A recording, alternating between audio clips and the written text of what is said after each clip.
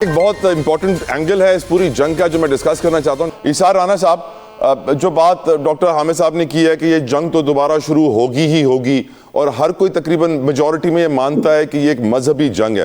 میری خواہش ہے، آپ کے سامنے رکھ رہا ہوں ایثار صاحب، میری خواہش یہ ہے کہ جس طرح ڈونلڈ ٹرمپ اپنے پادریوں کو بلا کے اپنے اوپر ہاتھ رکھوا کے خصوصی دعائیں کروا رہا تھا، دعائیہ تقاریب کروا رہا تھا، ہمارے وزیر اعظم اور ہماری لیڈرشپ کو بھی میرے خیال سے مذاکرات شروع ہونے سے پہلے خصوصی دعائیں کروانی چاہیے، قرآن پاک کا ختم کروانا چاہیے، درود شریف کا ختم کروانا چاہیے، کیونکہ میری نظر میں ہمیں اللہ کی مدد اس وقت سب سے زیادہ چاہیے، اور ہم شکر الحمدللہ کو بھی زیادہ سے زیادہ بڑھائیں تاکہ تھنگز صورتحال ہمارے فیور میں ہی آگے بڑھے. ڈو یو اگری سر؟ دیکھیں بھائی، میں ذرا نا تھوڑا سا آئی ایم سوری ٹو سے، میں ایک راسخ العقیدہ مسلمان ہوں، اور میری خواہش ہے کہ میں کلمہ پڑھتے ہوئے میرا دم نکلے، لیکن میں نا ذرا دنیا کی حقیقت کو ڈیفرنٹلی دیکھتا ہوں.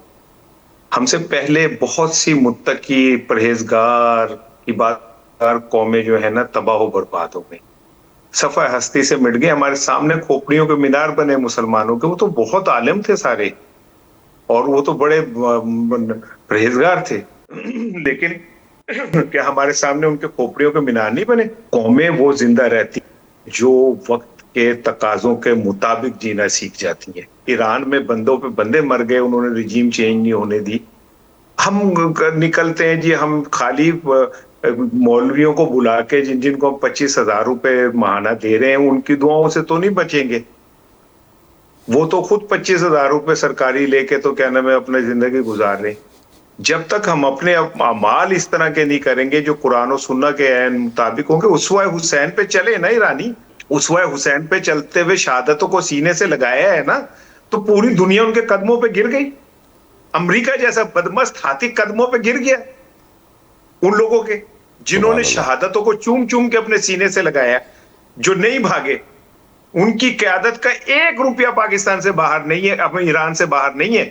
30 سال سے وہ چاہے حکمران ہے، صدر سے فارغ ہوتا ہے، اسکول پڑھانے چلا جاتا ہے. وہ لفظوں سے اور پیٹ پورے نہیں ہوتے ان مناجات سے، اور اس سے کچھ نہیں ہونا. یہ بتائیں کہ صبح سے لے کے شام تک پاکستان میں اذانیں گونجتی ہیں، تو ہمارے اعمال اذانوں کے مطابق کیوں نہیں ہے؟ کہ اللہ کہتا ہے میرے رستے پہ چلنے والوں کے میں ساتھ کھڑا ہوں گا، اور اس نے ثابت کیا ایران کے ساتھ کھڑے ہو کے. کتنے 30 سال سے اقتصادی پابندیوں کا شکار ہیں وہ، 10 سال انہیں عراق کی جنگ میں پھنسائے رکھا گیا. ان کو آپ نے معاشی طور پہ ان کی سانس بند رکھی، کیا وہ پیروں پہ گر گئے؟ کھڑے اپنے پیروں پہ، اور دنیا ان کے قدموں پہ گری ہوئی ہے. آج امریکن آئے پاکستان کے، جی ہماری ایران سے صلح کرا دیں. ہم اگر ایران کے خلاف کوئی جملہ بول دیتے ہیں تو اوپر سے لے کے نیچے تک قیامت آ جاتی ہے. اللہ کی حکمت کاملہ اور قدرت بالغہ میں امید رکھ سکتے ہیں حضور. انشاءاللہ میرے رب کے گھر میں دیر ہے، اندھیر نہیں ہے. ڈاکٹر حامد، جو اس وقت وار کرائمز ہو رہی ہیں اس میں مجھے بڑی انٹرسٹنگ سچویشن یہ لگ رہی ہے کہ ڈونلڈ ٹرمپ اور ان کے حامیوں نے بتایا جا رہا ہے امریکن سینیٹرز کی جانب سے ڈاکٹر صاحب کہ انسائیڈر ٹریڈنگ کر کے اربوں ڈالر کمائے ہیں. اور یہ جو سیز فائر کا اعلان تھا یہ ٹرمپ کے ٹویٹ سے کئی گھنٹوں پہلے وائٹ ہاؤس میں پہنچ چکا تھا، اور اس دوران آپ کو معلوم ہے مندی تیزی کا رجحان کس طرح ڈونلڈ ٹرمپ کی ٹویٹ سے چل رہا ہے اس وقت اسٹاک مارکیٹس میں، آئل مارکیٹس میں، کموڈٹی مارکیٹس میں. اور یہ سوشل میڈیا پہ بہت سارے نیوز پلیٹ فارم یہ رپورٹ کر رہے ہیں کہ 150 سے 200 بلین ڈالر کا جھٹکا لگائے ایک رات میں، صرف چھکا لگائے. ڈاکٹر حامد دیکھیں صاحب، یہ کوئی ایک بات نہیں ہے، یہ پچھلے 36 دنوں کے اندر باقاعدہ اس کے اوپر بہت زبردست ریسرچ بھی آئی ہے. اور یہ کوئی سوشل میڈیا نہیں بلکہ ٹکر کارلسن اور بہت سارے دوسرے جو بڑے ذمہ دار جو ریسرچر اور جرنلسٹ ہیں، انہوں نے باقاعدہ اس پہ کیلکولیشن بنا کے ثابت کیا ہے کہ کس طرح وہ ٹرمپ جو کہتا تھا کہ یہ تو جنگوں کی جو منڈی ہے اور امریکہ میں جو وار کی جو فیکٹریز ہیں میں وہ بند کروں گا، اور وہ جنگ کے نام کے اوپر ایک ایک لفظ کے اوپر ایک ایک ٹویٹ کے اوپر اربوں خربوں ڈالر کما رہے ہیں. جیریڈ کشنر اور ان کے جو سارے جو اس کا داماد ہے اور جو اس کی کیبنٹ ہے. اس کے بعد آپ کو یہ بھی بات پتا ہوگی کہ جیریڈ کشنر جو ہیں یہ اب سعودی عرب اور بحرین کو ڈرون بنانے کی ٹیکنالوجی بیچنے کی باتیں کر رہے ہیں. یعنی ایک طرف سے ڈیفنس کے سودے کیے جاتے ہیں، دوسری طرف مارکیٹ کے ساتھ ٹرمپ کے لفظوں کے کھلواڑ کے ساتھ یہ اربوں خربوں ڈالر مارکیٹ کی فلیکچویشن سے بالکل بنا رہے ہیں. اور इकोनॉमिकल वॉर क्राइम्स हैं, it comes under economical war crimes, जहां आप इंटेंशनली पूरा मैनिपुलेट कर रहे हैं, चाहे वो न्यूयॉर्क स्टॉक एक्सचेंज हो, नैस्डैक हो, या एफटीएसई हो, या कोई भी हो, जितनी दुनिया की बड़ी मार्केट्स हैं। और आपको ये भी बता दूं कि इसी तरह इन्होंने बिटकॉइन के अंदर अरबों खरबों डॉलर्स की जो है वो खुर्द-बुर्द की है, और इसी अंदाज में इन्होंने मैनिपुलेशन की है।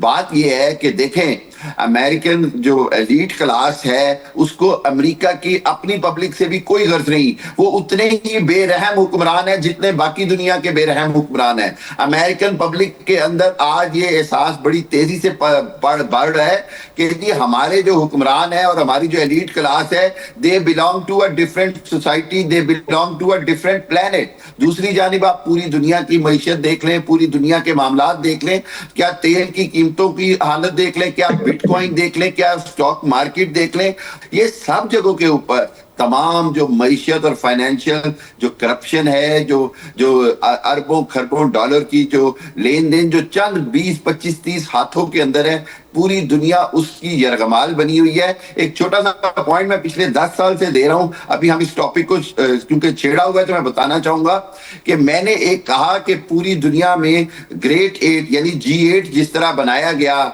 दुनिया की 8 कंट्रीज ने, मुसलमानों को चाहिए M8 के नाम से, मुस्लिम 8 के नाम से एक इकोनॉमिकल पावर बनाई जाए। देखिए मैंने पूरी कैलकुलेशन दी कि ये उसी वही जो हम 8 बड़े मुल्क गिनते हैं, 8 मुसलमान जो इकोनॉमिकल पावर बने, और इकोनॉमिकल पावर के साथ साथ क्योंकि उसमें पाकिस्तान, ईरान और तुर्की शामिल होंगे तो उनकी ऑटोमेटिकली डिफेंस स्ट्रेंथ बना देंगे, वो दिफाई पावर खुद ब खुद बन जाते हैं। जब सऊदी अरब, इंडोनेशिया, मलेशिया, पाकिस्तान, तुर्की, मिस्र और यूएई और ईरान जैसे मुल्क हो जाते हैं, एक ऐसी M8 ताकत बन जाती है जो इकोनॉमिकली दुनिया की जीडीपी ग्रोथ का 21% हिस्सा होगी, 21% of the world GDP growth. इस सारी सूरत हाल के अंदर मैंने पूरी एक थ्योरी बनाई कि M8 could be the parallel force and parallel strategy for the Muslims, और Muslim 8 could be the only alternate for G8 and United Nations and all these things।